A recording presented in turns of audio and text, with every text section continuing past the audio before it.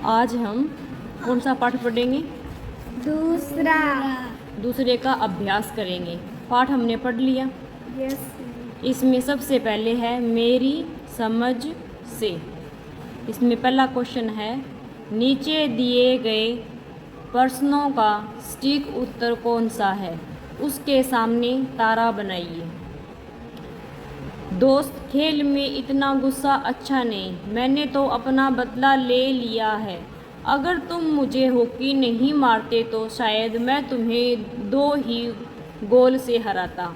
Major Dhyanchand की इस बात से उनके बारे में क्या पता चलता है? बताओ। वे अत्यंत क्रोधित थे।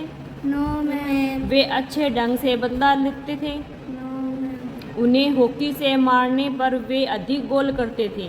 No ma'am. वे जानते थे कि खेल को सही भावना से खेलना चाहिए। Yes ma'am. कैसे? हमें किसी से द्वेष की भावना नहीं रखनी चाहिए। अगर हमें किसी से बदला लेना है तो गुस्से से नहीं, काम अच्छा कर्म करके हमें उससे बदला लेना चाहिए। इसलिए ये ऑप्शन हमारा सही होगा। वे जानते थे कि खेल को सही भावना से खेलना चाहिए। लोगों ने मेजर ध्यानचंद को हॉकी का जादूगर कहना क्यों शुरू कर दिया? उनके हॉकी खेलने के विशेष कौशल के कारण। यस। हाँ, इसका यही आंसर है। विशेष कौशल कैसे? मतलब कि मैम हॉकी के जादूगर क्यों कहते थे उनको? मैम वो ज़्यादा गोल कर। हाँ, क्योंकि वो बहुत मिलकर करें मिलान। पाठ में से चुनकर कुछ शब्द नीचे दिए गए हैं। अपने समूह में इस पर चर्चा कीजिए और इन्हें इनके सही अर्थों या संदर्भों से मिलाइए।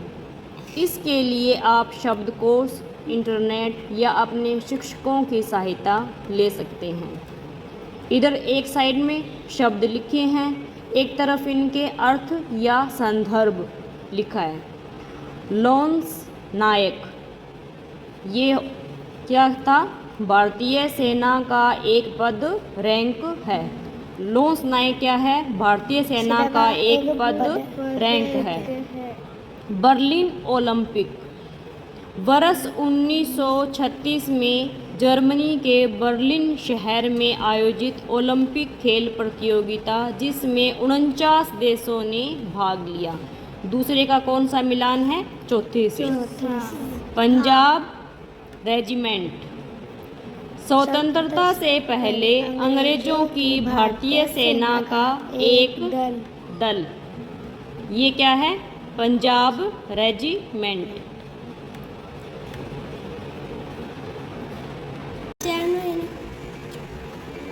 सैपर्स एंड माइनर्स टीम, ये मिलेगा चौथे से। अंग्रेजों के समय का एक हॉकी दल। सूबेदार, स्वतंत्रता से पहले सूबेदार भारतीय सैन्य अधिकारियों का दूसरा सबसे बड़ा पद था। पांचवा किससे मिलेगा? पहले से।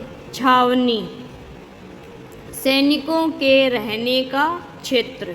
सैनिकों के जो रहने का क्षेत्र होता है उसे क्या कहते हैं? छावनी। पहला किससे मिल रहा है? दूसरे से। दूसरा? चौथे से। तीसरा? पांचवें से। चौथा? छठे से। पांचवा?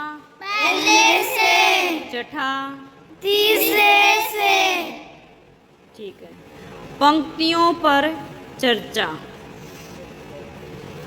पाठ में से चुनकर कुछ पंक्तियाँ नीचे दी गई है। इन्हें ध्यान से पढ़िए और इन पर विचार कीजिए। आपको इनका क्या अर्थ समझ में आया? आपके विचार कक्षा में अपने समूह से साझा कीजिए और अपनी लेखन पुस्तिका में लिखिए। पहला है, बुरा काम करने वाला आदमी हर समय इस बात से डरता है कि उसके साथ भी बुराई की जाएगी।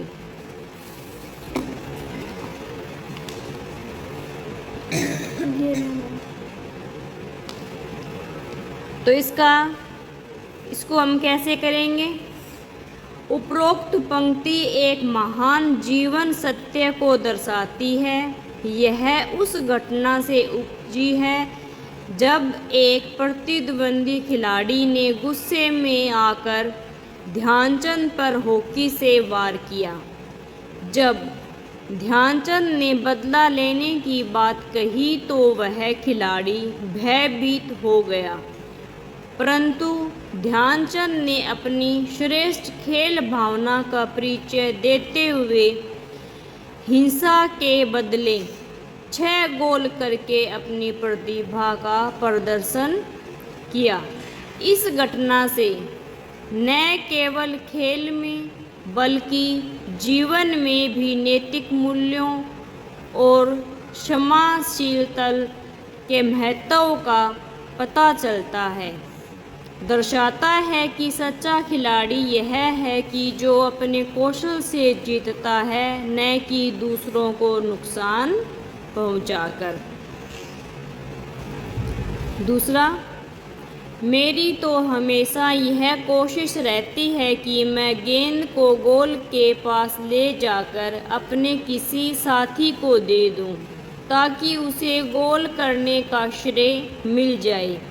अपनी इसी खेल भावना के कारण मैंने दुनिया के खेल प्रेमियों का दिल जीत लिया।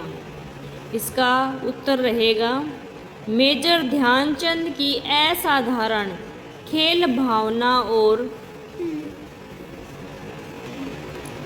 नेतृत्व गुण इस कथन में स्पष्ट झलकता है। वे अपने व्यक्तिगत प्रदर्शन से ऊपर उठकर टीम के हित को सर्वोपरि रखते हैं।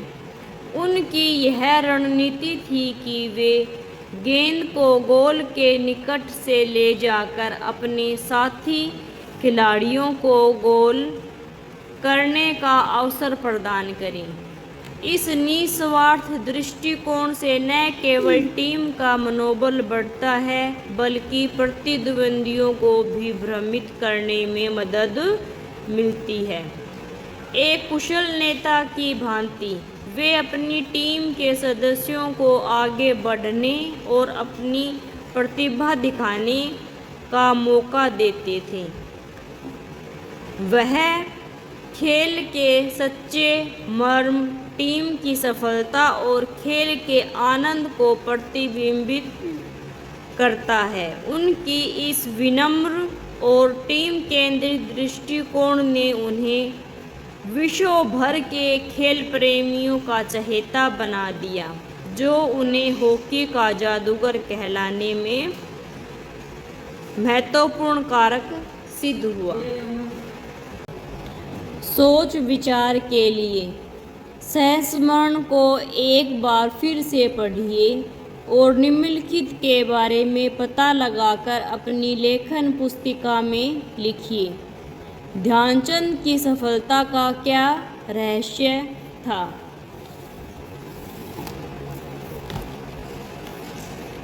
ध्यानचंद की सफलता का रहस्य था उनकी खेल के प्रति सच्ची लगन, साधना और खेल भावना।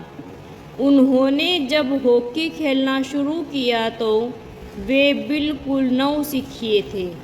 धीरे धीरे अभ्यास में उनके खेल में निखार आता गया और उनको तरक्की भी मिलती गई। हॉकी सीखने के लिए कठिन से कठिन परिस्थितियों में भी वे निरंतर प्रयासरत रहे। 1936 में बर्लिन ओलंपिक में लोग उनके हॉकी खेलने के ढंग से इतने प्रभावित हुए, उन्होंने ध्यानचंद को हॉकी का जादूगर कहना शुरू कर दिया। किन बातों से ऐसा लगता है कि ध्यानचंद स्वयं से पहले दूसरों को रखते थे? ध्यानचंद के व्यवहार और दृष्टिकोण से यह स्पष्ट होता है कि वे स्वयं से पहले दूसरों को महत्व देते थे।